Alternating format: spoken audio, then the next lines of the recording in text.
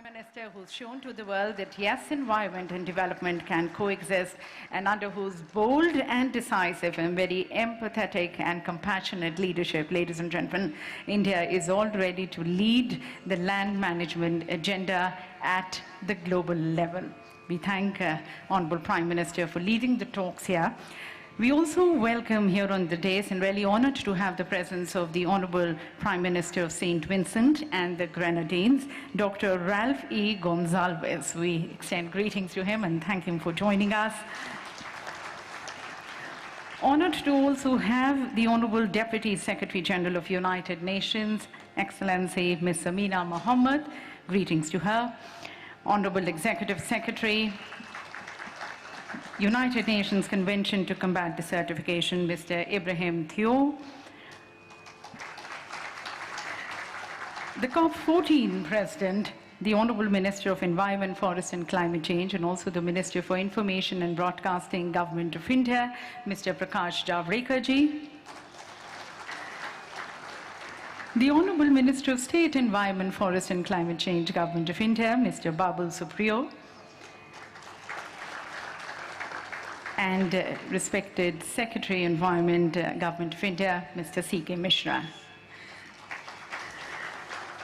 And Excellencies, ladies and gentlemen, also good greetings and a hearty welcome to all of you in this very important session, the high-level segment of COP14, as all of us come together. And in fact, if you see, this is a beginning of defining our resolve, our plan and action till the time we meet again the next 2 years with the next COP as we work towards adopting the Delhi Declaration at the end of this segment. And as it is a beginning, let's mark its auspicious inauguration as per the Indian traditions and customs by seeking the blessings of the Supreme Power, the blessings of Lord Ganesha, Vigna as we call him, and also the Lord of many happy new beginnings. So we begin with the Ganesh Vandana, and we have the artists from the Bureau of Outreach Communication, Song and Drama Division of the Ministry of Information and Broadcasting helping us commune with the Almighty. Purna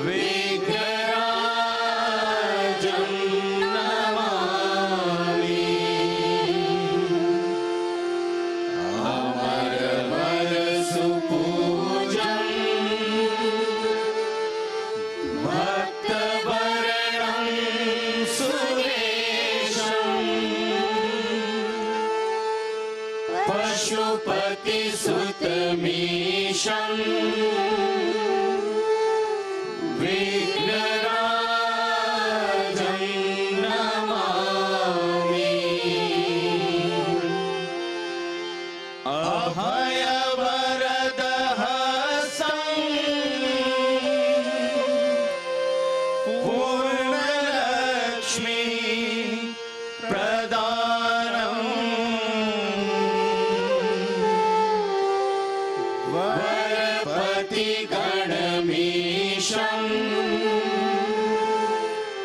श्रीगणेशं Namami श्रीगणेशं Namami श्रीगणेशं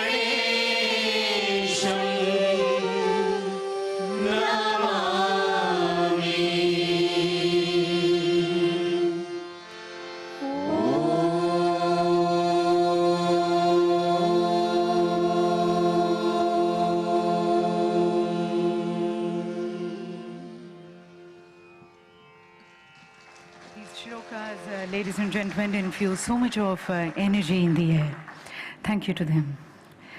And may I now request the COP14 President, the Honorable Minister of Environment, Forest and Climate Change, Government of India, Shri Prakash Javadekar ji, who as the Minister of Environment is championing India's environment strategy in all the three Rio Convention and thus linking land, climate and biodiversity to translate our Honorable Prime Minister's agenda of doubling the farmers' income by 2022 and India achieving its sustainable development goals and its indices.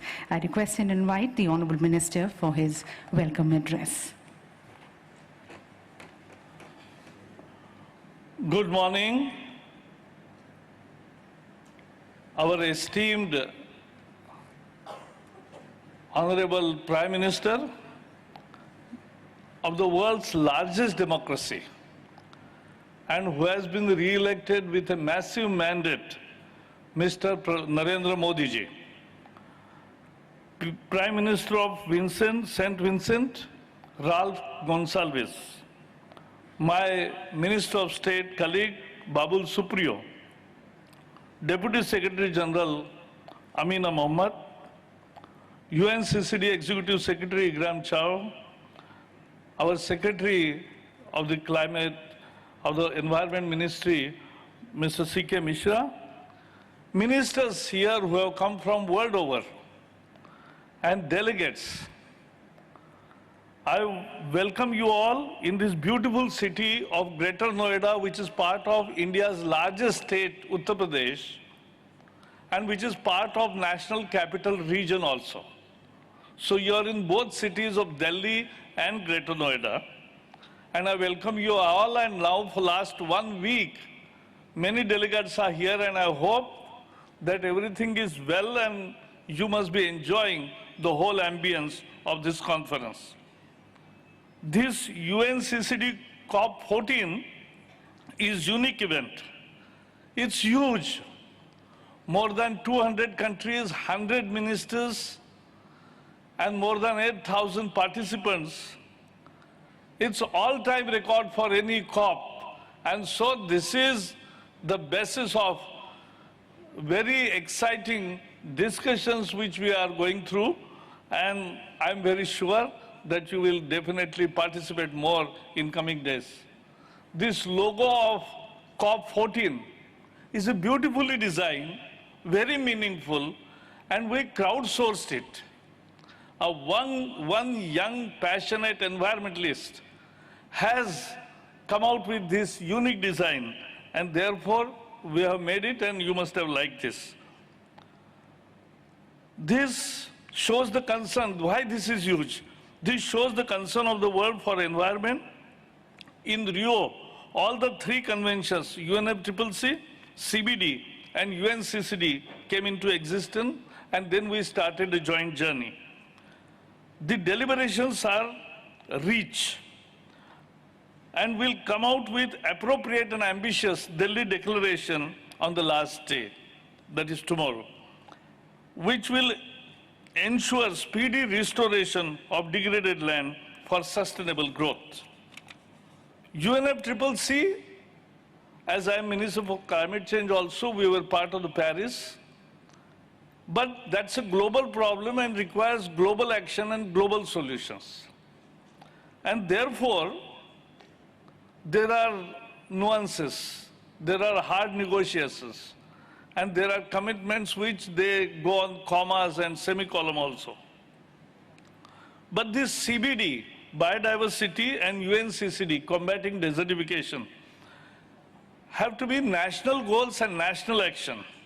So I saw more unity, learning from each other, and sharing best practices.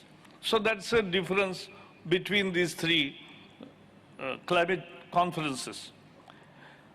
India's Prime Minister's commitment to sustainable development for environment to protect 5 elements, earth, sky or space, water, fire, air, is full and complete. I have seen him in action for the last 5 years. His role in Paris summit was a leading role. And when the penultimate day there was no solution in sight, all world leaders discussed and he played an important role to arrive at an amicable solution. He put before the world 2 different concepts of lifestyle and climate justice. He came out with India's ambitious program of 175 gigawatts of renewable energy, which will be 40% of our energy capacity. So this was a huge step. World never believed, but we are already on the track and we have created nearly half of our target of 175 gigawatt in renewable energies. That's huge. We have also, he has promoted Solar Alliance, those between Capricorn and Cancer. All the countries have been brought together and the Solar Alliance is working fine. We have this time, no country has done this, but we have levied a tax on coal production at the rate of $6. Many countries in the world say, oh, it is impossible. I said in India, it is not impossible. We have 36 parties in parliament, and still this was unanimously done because our Prime Minister is a decisive leader, and the money so generated, we are using for climate actions. We have promoted e-vehicles by offering various taxation concessions. We have also, he has now, in this Modi's government's 2.0, which has started 3 months ago, has established a water resources ministry, and this has to brought water. He has, when he was chief minister, he has brought water of Narmada river to the past land of Kutch, and now that is land restored. It's an actual combating desertification. And in desert, it's not only dates. In Kutch desert, we are having mangoes and dragon fruit also successfully exported throughout the world. So this is how we are already on the track of combating desertification. Green cover is rising in India. We have 24%, but in last 5 years, we have increased by nearly 15,000 square kilometers, and we are inching towards our target of having 33% cover. Last month, he declared the results of tiger census, and those tiger census, which is the epitome of our ecology, which is certification of your good ecology. And that is, now we have world's 77% of wild tigers, 2,967. That is the figure which he was welcomed by the world over. And last month also, you must have seen, many of you, he's on Discovery Channel, he's with Bear Grylls, the way he went into jungles, the dialogues and all the efforts were to reinforce his basic commitment to the environment, cause of environment. Lastly, I'll only say that next 2 years, India is the COP presidency, and we will work with all of you. I can assure that we will, if human actions have done damage to the world environment, Now, positive human actions will make a difference and will give a better earth for the future generation. Thank you and welcome again.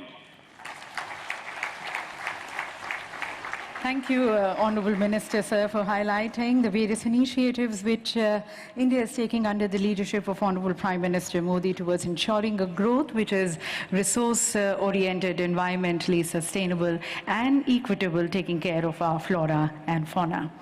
And our next speaker, ladies and gentlemen, is a man of a vision and determination who has almost more than 40 years of extensive experience towards environmental governance and also the management of natural resources and sustainable development. In fact, he advanced the recalibration of the United Nations Integrated Strategy for the Sahel as a special advisor to the Secretary General for Sahel. He also served as the Assistant Secretary General and the Deputy Executive Director of the United Nations Environment Programme, where he was instrumental in shaping the organization's strategic vision and the mandate. The personality in expression, ladies and gentlemen, is Excellency Mr. Ibrahim Theo, the Executive Secretary of UNCCD, whom I now request to kindly address this august gathering. He, ladies and gentlemen, is going to be speaking in French and English, so you can use your headsets. Thank you.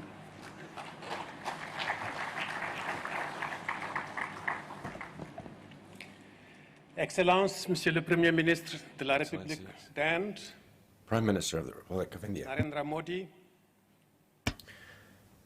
Mr. Narendra Modi. autre que l'Inde était mieux placé No country other than India would have been better placed to host this 14th Conference of the Parties. C'est une rencontre charnière. This conference is a pivotal one, Le jubilé d'argent de la Convention for it is taking place at the Silver Jubilee celebration to the United Nations Convention to Combat Desertification, 2050. and it is also placed with a view to the 2050 horizon.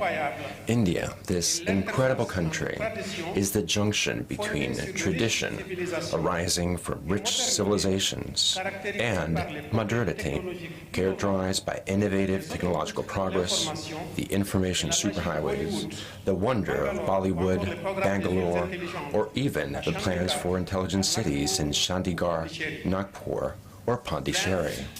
Pays de diversité, India is a country of diversity, facettes. a country with many facets. Biodiversité, It is just as much a country of biodiversity as it is a country with arid lands. It is just as much a country of resilience as a country that refuses to accept defeat. un pays, India un peuple d'hospitalité. is a country Où la rue with vous hospitable accueille people, spontanément, un sourire where sincère aux in the lèvres. streets people welcome you spontaneously with a smile on their face, their lips saying, Savad Gay. Excellency Dr. Ralph Gonsalves, Prime Minister of St. Vincent and the Grenadines, Ms. Amina Mohammed, Vice Secretary General of the United Nations, En particulier, je Ministers, voudrais saluer le président de la COP in 13, particular the chair of the COP13, Your Excellency Jean Violon, Minister Mesdames et from Messieurs les chefs China, d'agences présents, distinguished heads of je voudrais en agencies particulier represented here saluer la this morning, présence de l'administrateur du in programme particular the administrator of the United Nations Development Program, the executive director for the United Nations Development Program, the executive director of the Global Environment Facility, the executive director of the Green Climate Fund, my dear colleague, Executive Secretary of the Convention of Biological Diversity, Mr. Ovais Ahmad, Deputy Executive Secretary of the Convention on Climate, FAO, Sir Rene Coster-Salazar, Assistant Director General of the FAO, de UNCCD, dear colleagues from the United Nations, Monsieur le ministre de l'Environnement, des Forêts, Distinguished Minister of the Environment, Forest and Climate Change of India, Prakash Javadekar, Mr. Prakash merci Javadekar. d'être avec votre équipe. Thank you for being here with your team and for being such a hospitable host. 8500 participants. We have, through your hospitality, welcomed over 1,500 participants, and never before has a COP for the UNCCD hosted as many delegates and world Mesdames et leaders. messieurs, je vous prie de Ladies and gentlemen, en remerciant I ask you kindly to join me in expressing our gratitude to the Republic of India.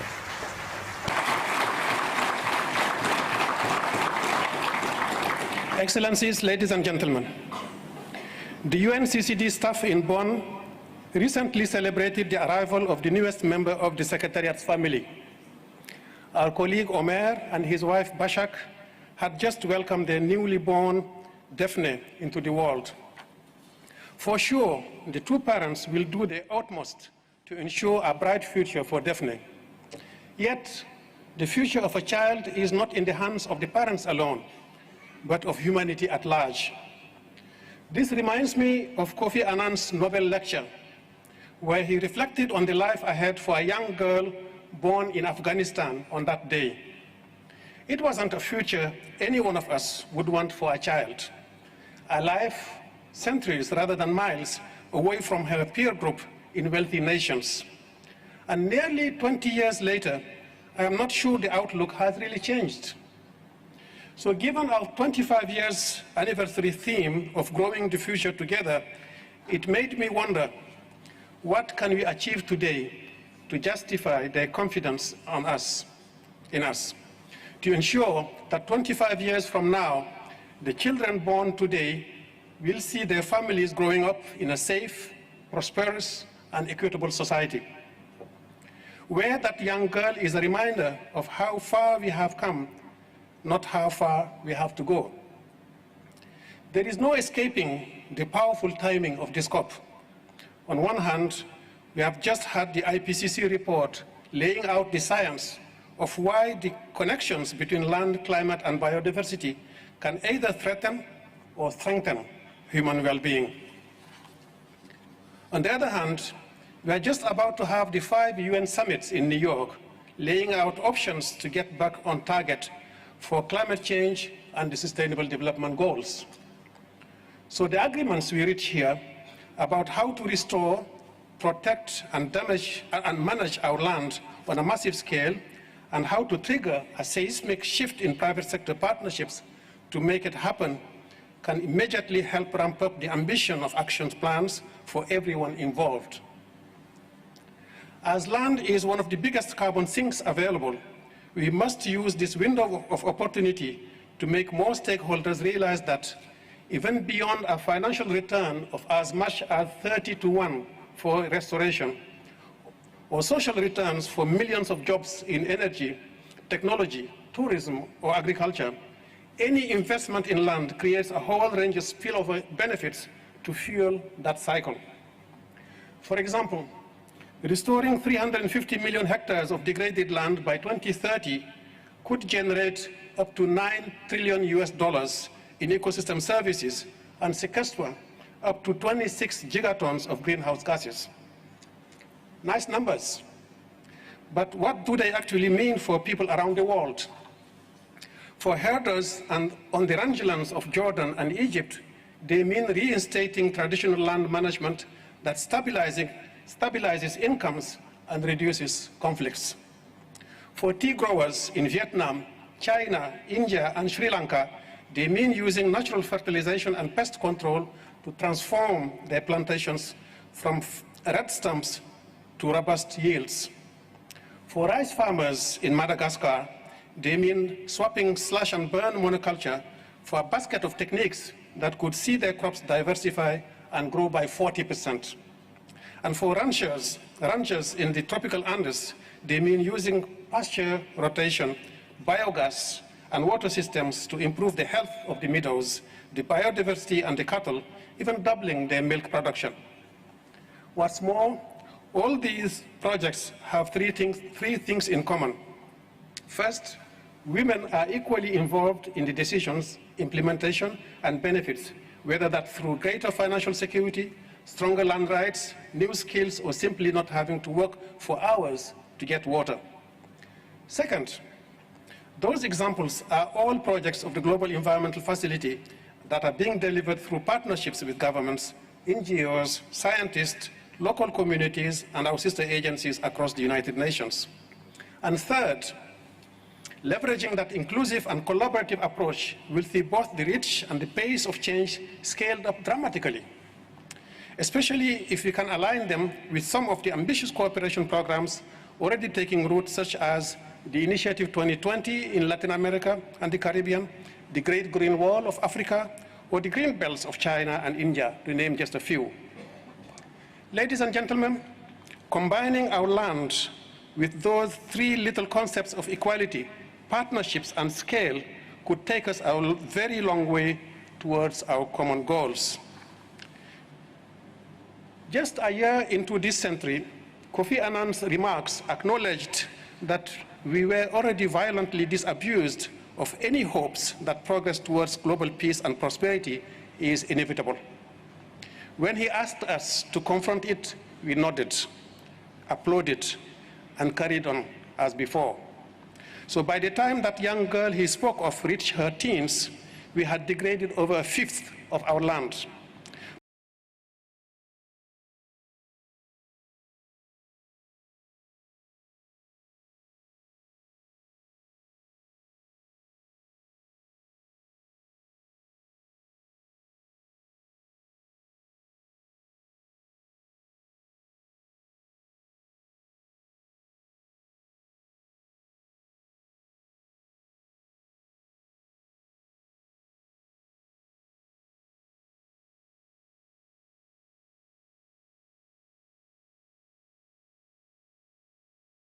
Every minute in the world, I know that each one of you feels the same about someone, somewhere.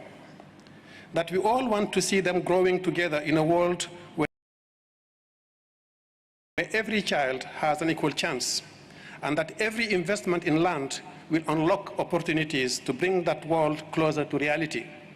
Which is why I also know we will ensure this COP makes global peace and prosperity more achievable, if not yet inevitable.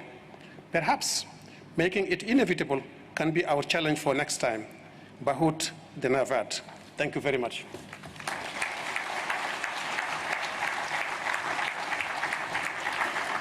Thank you, sir, for your message and also reminding us that each one of us have a greater responsibility for someone, somewhere, and towards creating a planet and a growth which is more equitable and sustainable. Thank you so very much. And now, ladies and gentlemen, it's my honor to request our next speaker, who earlier as the Environment Minister of Nigeria has played a very important role towards Nigeria's efforts on climate action and on sustainable development. Prior to this, she's also been the special advisor to the then Secretary General of United Nations, Ban Ki-moon, on the post-2015 development agenda, and she has been instrumental in bringing in the 2030 agenda for sustainable development and the sustainable development goals. Presently, ladies and gentlemen, she is in the most coveted position of the Deputy Secretary General of United Nations. It's my pleasure to be inviting and requesting Excellency Ms. Amina J. Mohammed to kindly address this August gathering.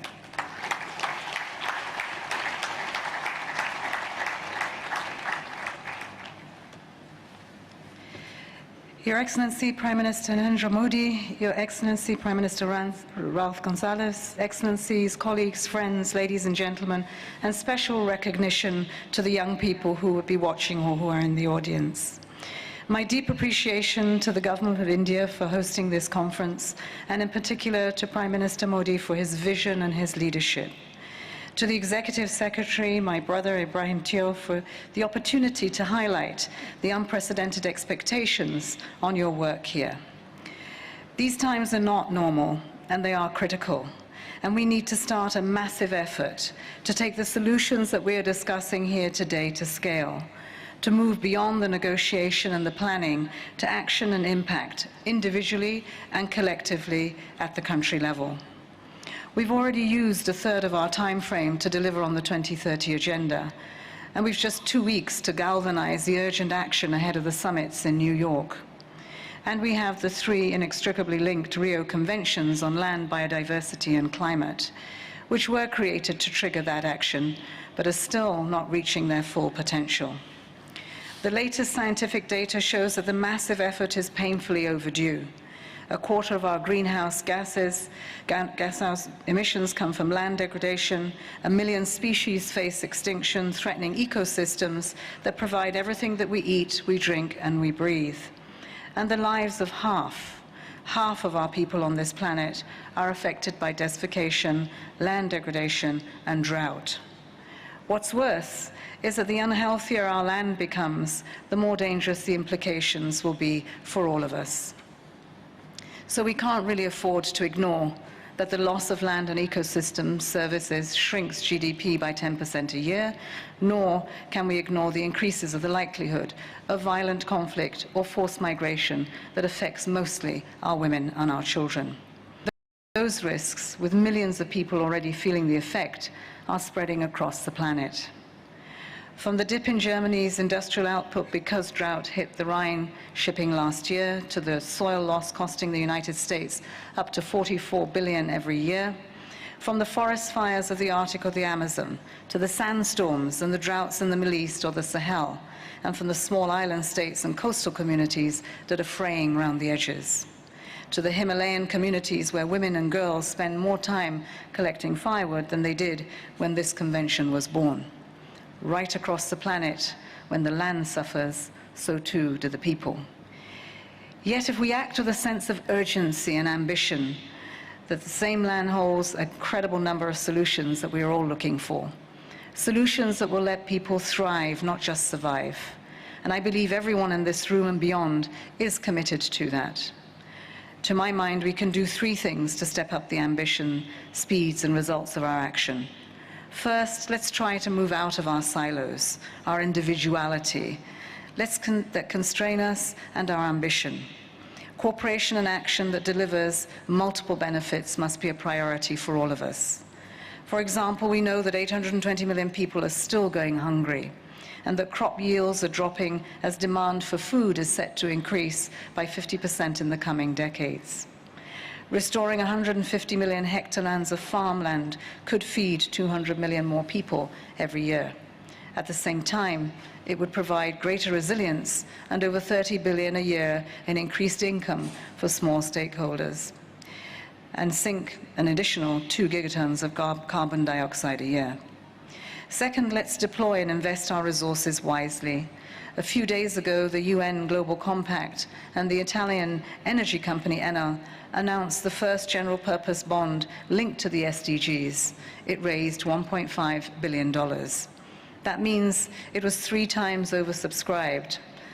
It certainly signals a strong demand, and we should encourage more companies to follow suit. It is all great news until you realize that land degradation is costing us trillions of dollars every year, and adding to the very emission problem the bond is trying to solve. We must make the investments in this land degradation, particularly in our low-income countries, to stop the preventable losses. If we restore the land, we put our investments into nature-based solutions that we know will work, that deliver for UNCCD, but also for the nationally determined contributions under the UNFCCC, and let nature and biodiversity flourish. The third, build more innovative partnerships to scale up the impact of individual and collective action. Look at the tea growers the Executive Secretary just mentioned. They are expanding restoration techniques. In India, over 500,000 tea workers are working with Trustia to transform their farms and their futures. In turn, Trustia is working with the GEF, UN Environment, and the Rainforest Alliance to scale up impact across 4 countries and improve consumer choices around the world. While land restoration and increased yields are contributing to national commitments on poverty, biodiversity, and climate change, it's exactly the kind of homegrown, joined-up thinking that has allowed our host country to be one of the world's fastest-growing economies and still slash poverty by over 40%. It's a very concrete demonstration of why, if you act, you don't have to choose between social, economic, and environmental progress. In each of our communities and each of our countries, we can and we must have all of them in an integrated response to the challenges that we face today. And that's why I'm delighted that this COP is urging each party and each stakeholder to take bolder action on a much bigger scale. But it also aligns so closely with those 3 drivers: to break down the silos, to invest wisely in sustainable management of resources and land restoration, and is building up the partnerships that will accelerate the urgency of the change that we need. Excellencies, ladies and gentlemen, we no longer have the luxury of spending the next 10 years debating the targets. We have 2 weeks to move our common agenda in the right direction to bend the curve on a planet of less than 2 degrees towards action and impact. We can start with one opportunity, one child, Daphne, one woman, one man, one tea farmer, one business, one land restoration project. Then we scale it up, speed it up, join it up. It is in these critical times that our individual and collective responsibilities will be needed now, even more than they ever have been. It's a massive effort, but together we can lift and achieve the aspirations of the climate agenda. I thank you.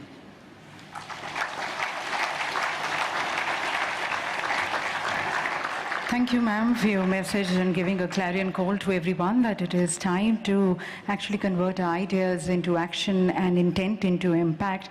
And even small steps are going to be making a huge difference. We need to come together, collaborate, and build partnerships.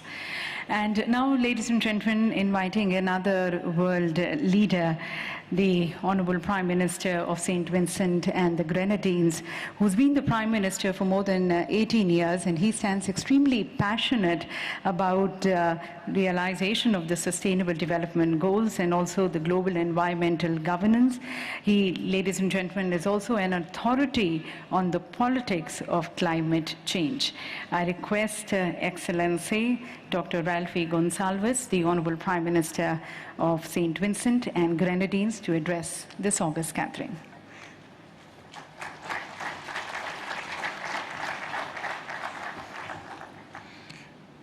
Madam Chairperson, my dear friend, the distinguished Prime Minister of India, our sister Amina from the United Nations, our brother Ibrahim from the UNCCD, our Minister of the Environment and Climate Change from India, other distinguished ladies and gentlemen. I first of all would like to say how happy I am to be here in India. I also want to indicate, just in case you think that someone who is Prime Minister for 19 years runs some dictatorship, that we have elections every 5 years. And I've just been winning them.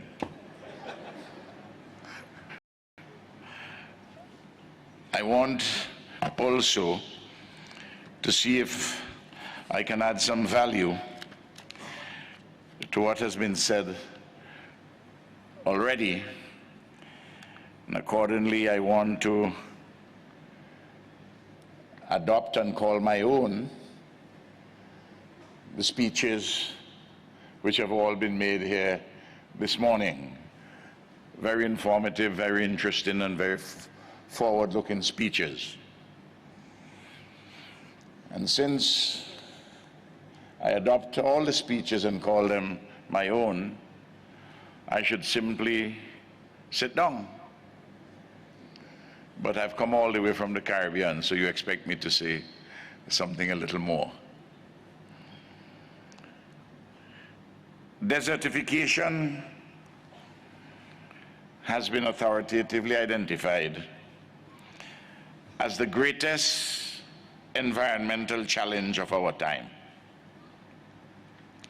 And climate change is making it far worse.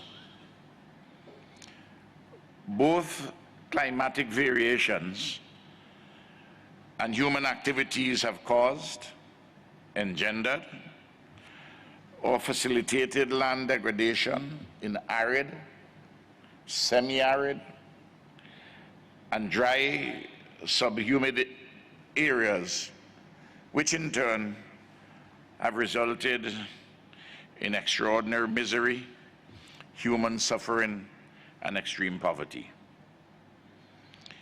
The veritable two horsemen of the apocalypse land degradation and climate change undoubtedly pose an existential threat to humanity, civilized life and living. The science in these respects definitively and unanswerably details the contours and more of this existential threat and its potentially dire consequences. Yet, the collective responses of nation states globally have not measured up adequately or sufficiently to the enormous tasks at hand so as to obviate disaster. Accordingly, this Conference of Parties, COP14, convened under the aegis of the United Nations Convention to Combat Desertification,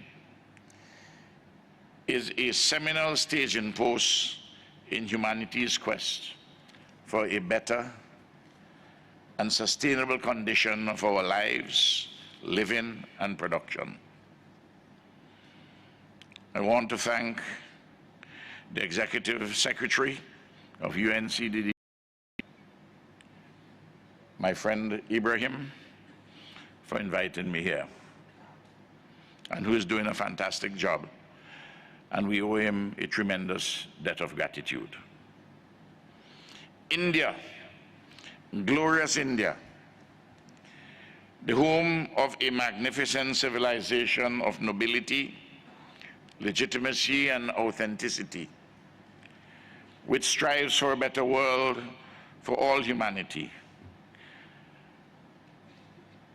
and which now hosts this gathering of the convention's participants, provides the context, the backdrop, and wise leadership to frame COP14 as path-breaking, as epoch-making, in the arresting of land degradation, the sequestration of carbon, the rollback of global warming, and the slowdown and reversal of the ravages of anthropogenic climate change, in accord with at least the internationally agreed goals and targets. If we have come to India just to do the usual talking, I think we would have been not making the best use of our time. We heard the tremendous work which is being done in India by the government of Prime Minister Modi in relation to the issues under consideration at this conference, that we, each of us, individually and collectively, must resolve ahead of UNGA and all the assessments which were taking place. We must resolve to make this COP14 path-breaking and epoch-making. Each of us, we must reflect and come to that conclusion. And even if you have governments and organizations which are not as enthused as you may be, please be patient and be calm with them, but nevertheless prod them with urgency, because these times are perilous. The presence of our dear friend, the distinguished Prime Minister Modi, fortifies our hope that our future will not be desecrated, that our present will not become enveloped in a debilitating learned helplessness, inertia, and stasis. It is remarkable that India the largest democracy in the world, works hand in hand with St. Vincent and the Grenadines, which is one of the smallest democracies in the world, and where some countries are inclined towards nativism and unilateralism, India reaches out. And in addition to what it is doing internally, it is making an important difference globally. And I want to thank Prime Minister Modi for his remarkable work in both respects.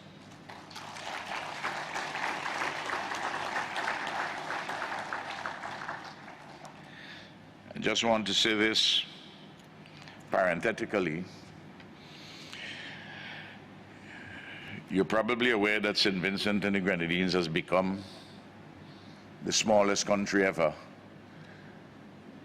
to win the right at the General Assembly to sit on the Security Council, the United Nations. And I want to thank the Prime Minister for the tremendous support that India gave to our campaign. And we will begin sitting from January the 1st next year until the end of 2021. And we intend to use our position on the Security Council to address the security consequences of climate change and land degradation. The trilogy of international conventions focusing respectively on biodiversity, land degradation, and climate change ought always to be viewed as an integrated whole, since each is inextricably connected with the others.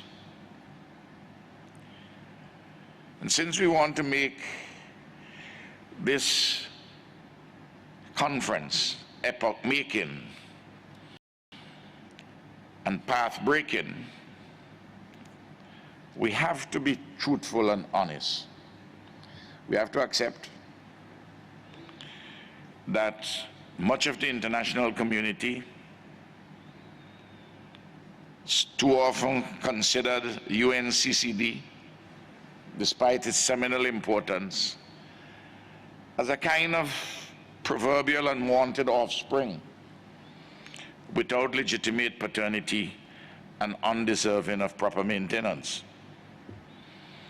You know, when we create our children, when we make them, the old distinction as to whether you're born in wedlock and out of wedlock no longer exists. But we have created UNCCD, and we don't quite treat it as legitimate, and we don't quite help it to be properly maintained so that it can survive and develop and carry out its mandate. We don't do that to our children. I don't think we should do that to the UNCCD. But despite the fact that the UNCCD has been treated in less than a wholesome manner, the truth is that land and its protection from rapacious degradation constitute the core upon which rest the life-sustaining pillars of water, food, forests, shelter, clothing, and energy. So that let us bring UNCCD to the center stage. It is not a sideshow. It is the fulcrum of humanity's main event. The recent global controversy regarding the veritable fires of Babylon in the Amazon is a poignant reminder of the importance of our land and our forests. So land in its bewildering complexities go hand in hand with biodiversity and climate change. Thus, more than ever, the voices of the international community must ring out loud with the necessity and desirability of land degradation neutrality, its targets and measures. We have accepted these. Enwrapped in all this are the vital issues touching and concerning poverty, infrastructural development, bushfires, deforestation, unsustainable agricultural practices, coastal erosion, pollution, natural disasters, the efficacious application of science and technology, capacity building and education, and a robust legislative and regulatory framework. All of these things demand substantial resource allocations. Look, they're not going to come from countries which can barely feed their populations. Their resources have to come from countries which have the more developed economies, which have a history of relationship with poorer countries. And the resources, if we are serious with what we agreed upon, the 17 Sustainable Development Goals adopted in September 2015 at the General Assembly of the United Nations, it is agreed that we must have a partnership. And if we're going to have a partnership, we can't seriously expect that those who, for a variety of historical reasons, are impoverished, that they're the ones who must bear the greater burden, when in fact they have already suffered through colonialism, through imperialism. People don't like to hear these words, but we have to be honest and truthful with one another. If we're going to have not a confrontation, but a conversation as to what is necessary and desirable. So, we need substantial resources. We don't want to hear the pledges when those who make the pledges do not really mean them. And it's a case of taking the fool a little further by having us believe that those pledges are real when they are in fact a mirage. This is one earth that we have. Look, what happens in North Africa affects migration and security issues in Europe. It is in everybody's interest that these matters be efficaciously addressed. There is nowhere else for us to hide.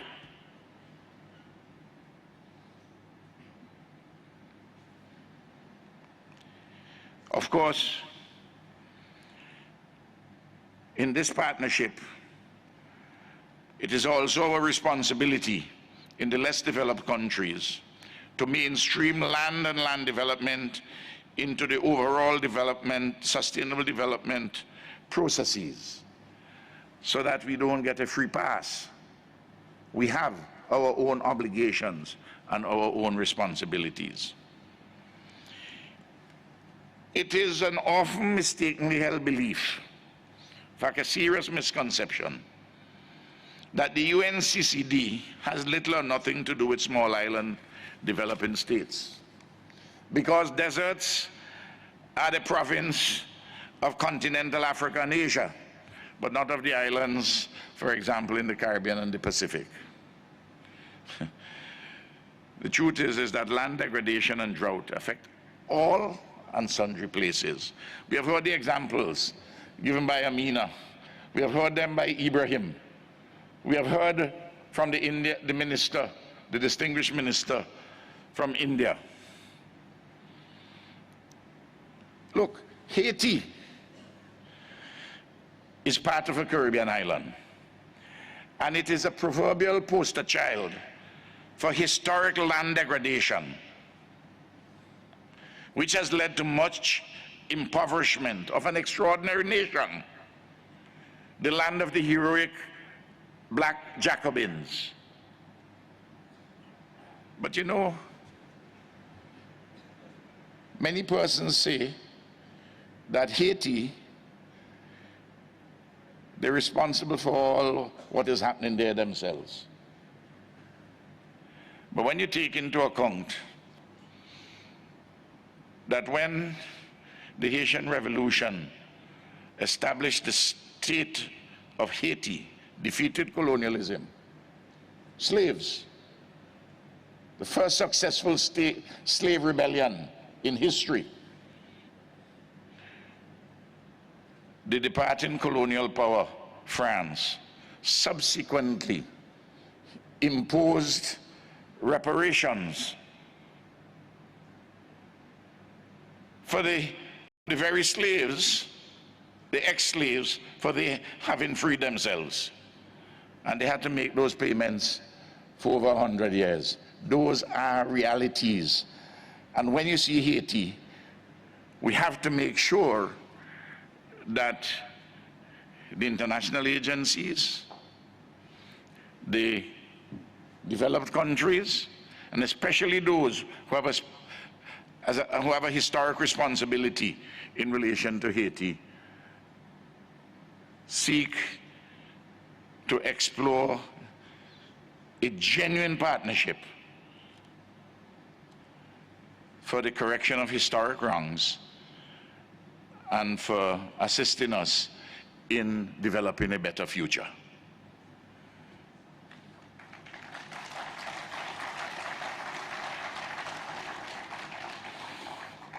Additional to the host of factors, natural and man-made, which have historically degraded the land in the Caribbean islands, there is currently the challenge of the annual appearance in our seas and on our beaches of the sargassum seaweed, which threatens to despoil our lands and suffocate our tourism.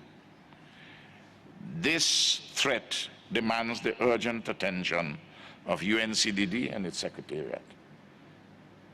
This matter has to be put at the international level, the issue of the sargassum seaweed.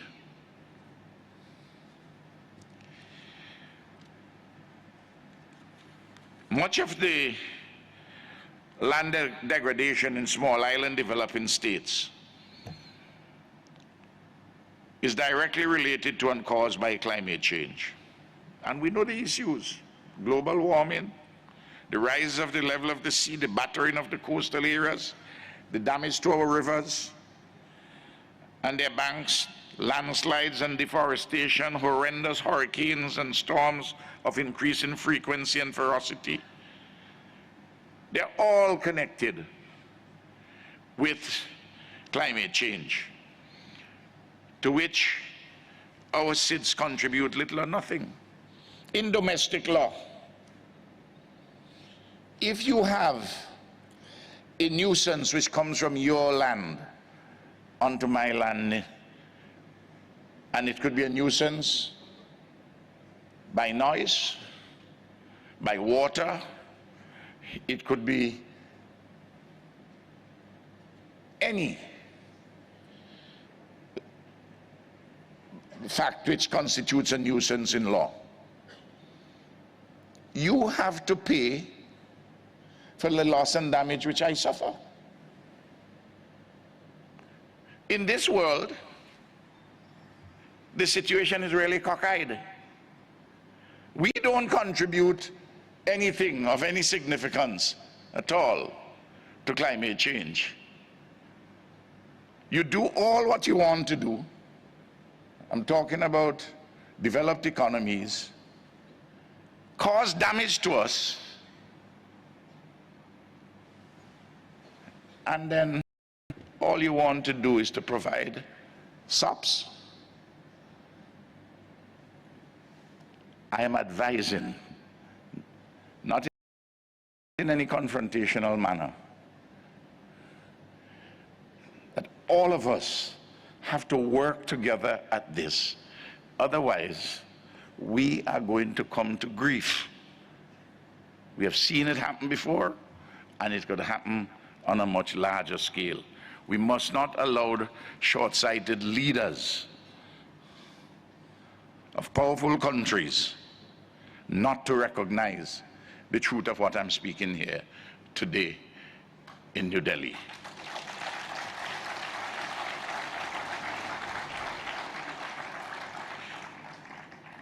Two years ago, hurricanes and storms lashed Dominica and Barbuda, Puerto Rico, the Virgin Islands, St. Martin's, and Anguilla. This year, there is a destruction and tremendous loss of lives on 2 islands in the archipelagic state of the Commonwealth of the Bahamas. Immediate support is required urgently to the people of the Bahamas for relief, recovery, and reconstruction. I want this message to ring out loudly at COP14.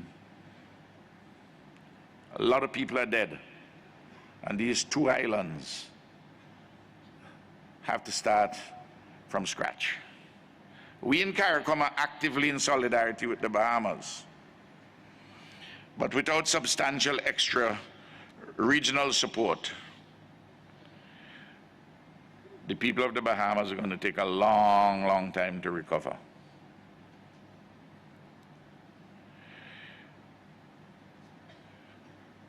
Our islands cannot truly survive if global warming exceeds 1.5 degrees Celsius above pre-industrial levels. And we are on course for much more than that. These are perilous times. A succession of leaders of religion, politics, science, business, and public administration have wisely advised over the recent decades, particularly since the Rio Summit of 1992, that the unsustainable extraction of resources from our lands and seas by a rapacious economic system hell-bent on private accumulation and profit, without regard for humanity as a whole, cannot continue. Yet, the international community seems relatively powerless to contain this unwholesome and unsustainable extraction of resources. Look, we got to be serious. We just can't take the pious statements anymore. Meaningful corrective action is required. You know it and I know it, for humanity's survival and sustainable development. I don't believe for 1 minute when I hear people tell me that this or that leader of a big country, or this or that big country, that they don't understand the science of climate change. I don't believe it for 1 moment. They know the science.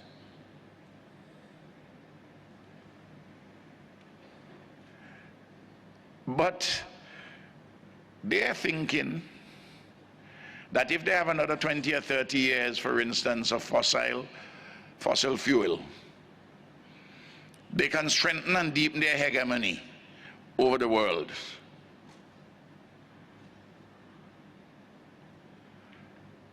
I don't want you to give anybody a pass to tell them that they don't understand, because it's so simple to understand. It is their interests, their economic interests, which runs counter to their internalizing and understanding of the basic science in this matter.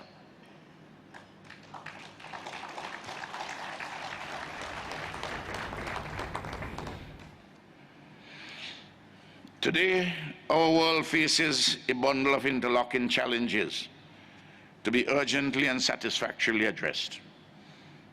Climate change, land degradation, and their consequences.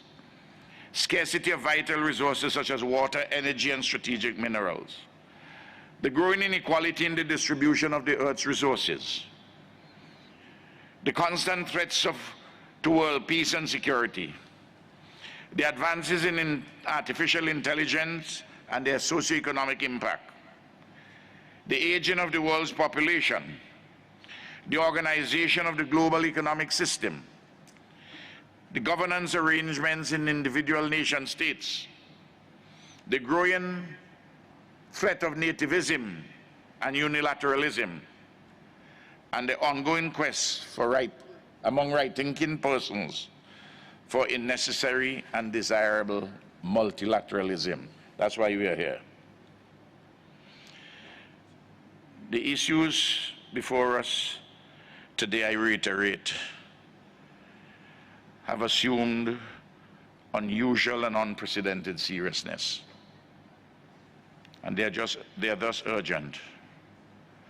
They're existential to our lives, our living and production. And despite the awesome nature of the challenges, we cannot afford to be pessimistic. There is nowhere to go. We are on Earth. These are not times for lamentations. Therefore, optimism, clear thinking, and concerted action. And I say, all the factors have come together to help us to have such a distinguished leader as Prime Minister Modi, to help us in leading this charge. I thank you. Thank you, sir, for your very passionate and empathetic message, and a message that we all own the responsibility and need to walk the talk in all sincerity and earnesty. And now, ladies and gentlemen, I take the distinct honor of requesting our Prime Minister, the Honorable Prime Minister of India, Shri Narendra Modi ji, to kindly address this august gathering. A man with a vision and a man on a mission towards creating a beautiful, sustainable planet.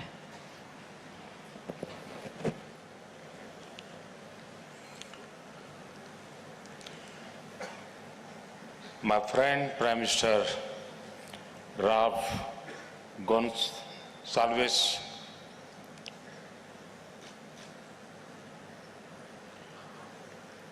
Srimati Amina ji, Ibrahim Chiao, my minister colleague Prakash Javadekar, Babul Supriyo, Excellencies, ladies and gentlemen, I welcome you all to India for the 14th session of the Conference of Parties to the United Nations Convention to combat desertification. I thank the Executive Secretary, Mr. Ibrahim Chiao, for having brought this convention to India. The record registration of this program reflects the global commitment to the task of reversing land degradation. India also looks forward to making an effective contribution as we take over the co-presidency for our 2-year term. Friends, for ages, we in India have always given importance to land. In Indian culture, the earth is held as sacred and treated as a mother. While getting up in morning, when we touch the earth with our feet, we seek forgiveness of Mother Earth by praying Samudravasane Devi Parvatastana Mandale Vishnupatni Namastubhyam Padasparsam Kshamaswame. Friends, climate and environment impact both biodiversity and land. It is widely accepted that the world is facing the negative impact of climate change. This is seen in a loss of land and plants and animal species facing threats of becoming extinct. Climate change is also leading to land degradation of various kinds, be it due to rise in sea levels and wave action, erratic rainfall and storms, and sandstorms caused by hot temperatures. Ladies and gentlemen, India has hosted global gathering through the COP for all the three conventions. This reflects our commitment to addressing all the three main concerns of the Rio Convention. Going forward, India would be happy to propose initiatives for greater South-South cooperation in addressing issue of climate change, biodiversity, and land degradation. Friends, you will be shocked to know that desertification affects over 2/3 of the countries of the world. This makes a compelling case for action on land front. Combine this with the water crisis facing the world.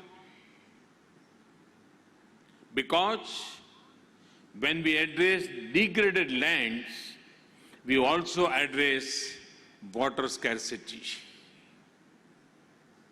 Augmenting water supply, enhancing water recharge, slowing down water runoff, and retaining moisture in the soil are all parts of a holistic land and water strategy.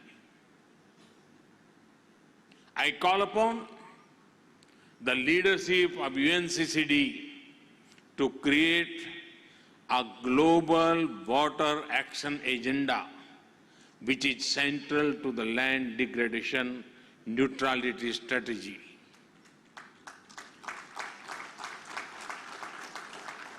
Friends,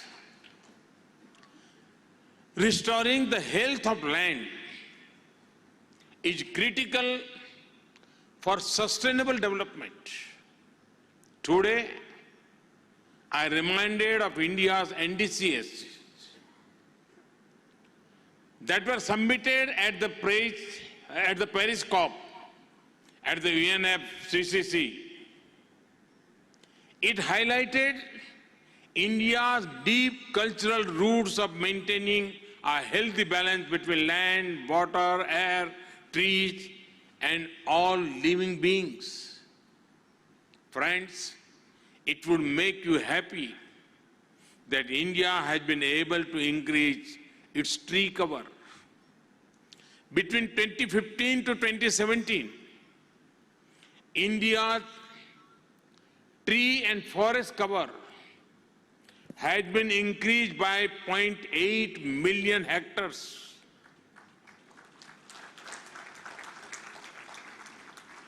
In India, any diversion of forest land for development purposes has to be compensated, making an equivalent land mass available for afforestation.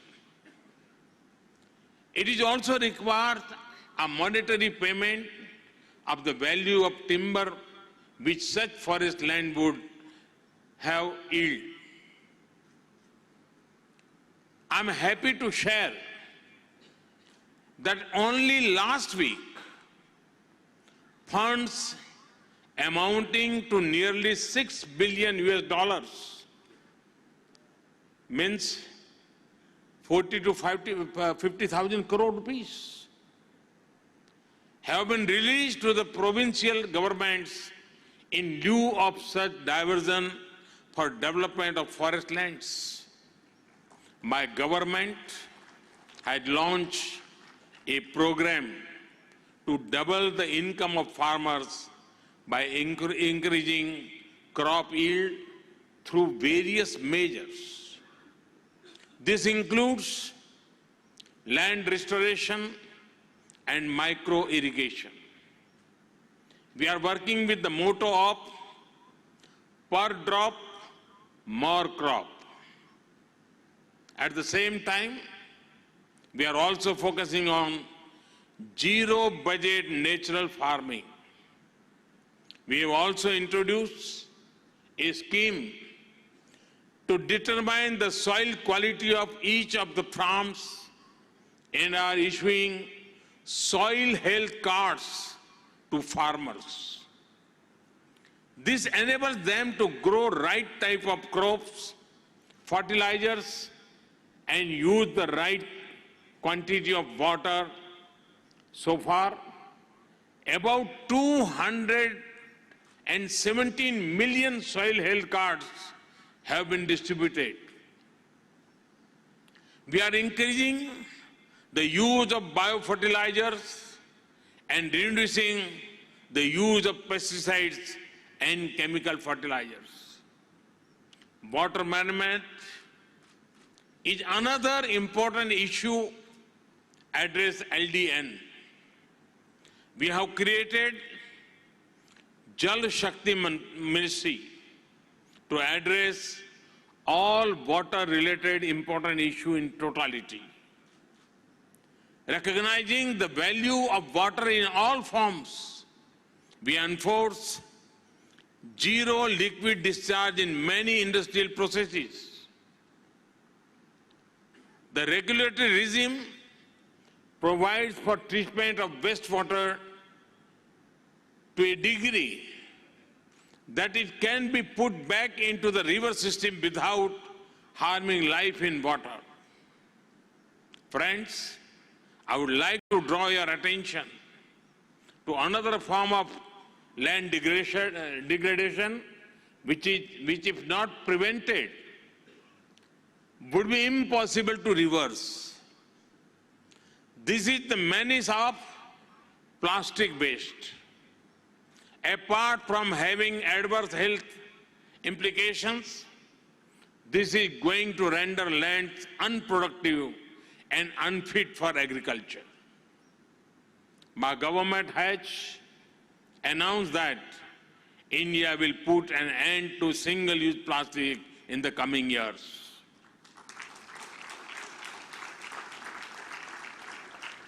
We are committed to development of environment-friendly substitutes and also an efficient plastic collection and disposal method. I believe the time has come for even the world to say goodbye to single-use plastic. Friends, human empowerment is closely linked to the state of the environment. be it harnessing water resources or reducing usage of single-use plastic, the way ahead is behavioral change. It is only when all sections of society decide to achieve something we can see the desired results. We may introduce any number of frameworks, but real change will be powered by teamwork on the ground. India saw this in the case of the Swachh Bharat mission. People from all walks of life took part and ensured sanitation coverage was up from 38% in 2014 to 99% today. I am seeing the same spirit when it comes to ensuring the end of single-use plastic. Youngsters in particular are most supportive and are taking the lead to bring positive change. The media is also playing a very valuable role. Friends, I would like to make further commitment to the global land agenda. I also offer India's support to those countries who may like to understand and adopt some of the LDN strategies that have succeeded in India. From this forum, I would like to announce that India would raise its ambition of the total area that would be restored from its land degradation status from 21 million hectares to 26 million hectares between now and 2030.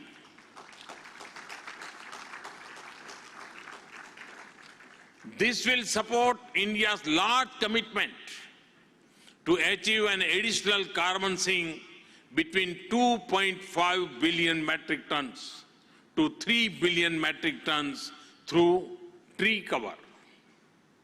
We in India take pride in using remote sensing and space technology for multiple applications, including land restoration. India would be happy to help other friendly countries develop land restoration strategies through cost-effective satellite and space technology. In order to further develop a scientific approach and facilitate induction of technology to land degradation issues, we have decided to set up a Center for Excellence in India at the Indian Council of Forestry Research and Education. This agency will actively engage to promote South-South cooperation with those who may wish to access knowledge, technology, and training of manpower to address land degradation related issues. Friends, I understand that an ambitious New Delhi declaration is being considered. We are all aware that the Sustainable Development Goals have to be achieved by 2030, of which attainment of L&D is also a part. I wish you well as you deliberate further towards proposing a global strategy for land degradation neutrality. I would end by saying a very popular prayer from one of our oldest scriptures. Om Dayoho Shantihi, Antariksham Shantihi. The word Shanti does not only refer to peace or the antidote to violence. Here, it refers to prospering.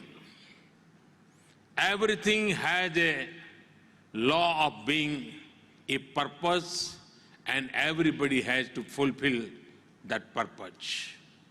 The fulfillment of that purpose is prosperity. Om Dayoho Shantihi, Antriksha Shantihi. So it says, may the skies, heaven and space prosper. Prithvihi Shantihi, Apaha Shantihi, Aushadaya Shantihi, Manaspata Shantihi, Vishve Devaha Shantihi, Brahma Shantihi. May Mother Earth prosper. This includes the flora and fauna with whom we share our planet. May they prosper. May every drop of water prosper. May the divine gods prosper. Sarva Shantihi, Shantireva Shantihi, Same Shantiredai. May everybody prosper. May I also be blessed with prosperity. Om Shantihi, Shantihi, Shantihi. Om prosperity, prosperity is prosperity. The thought and philosophy of our ancestors was all embracing and filled with great thought. They realized the true relationship between me and we. They knew that prosperity of me can only be through prosperity of we. When our ancestors said we, they did not just mean their family or community or even just humans. It includes the sky, water, plants, trees, everything. It is also very important to know the order in which they are praying for peace and prosperity. They pray for the sky, the earth, the water, the plants. These are things that sustain us. This is what we call the environment. If this prosper, then I prosper. This was their mantra. Even today, this is an extremely relevant thought. With this spirit, I once again congratulate you for taking part in this summit. Thank you very much.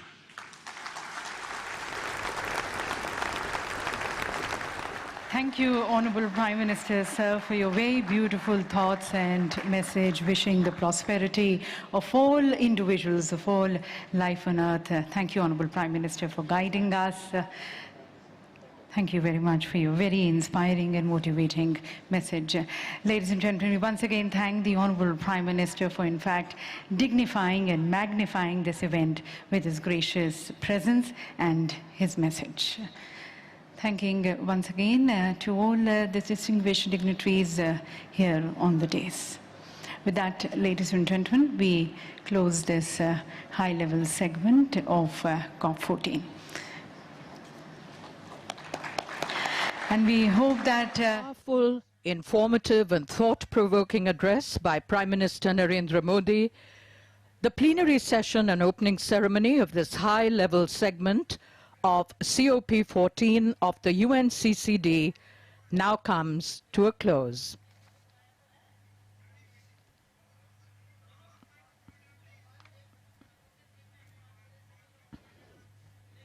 The Prime Minister interacting with everyone on the dais with great warmth and affection.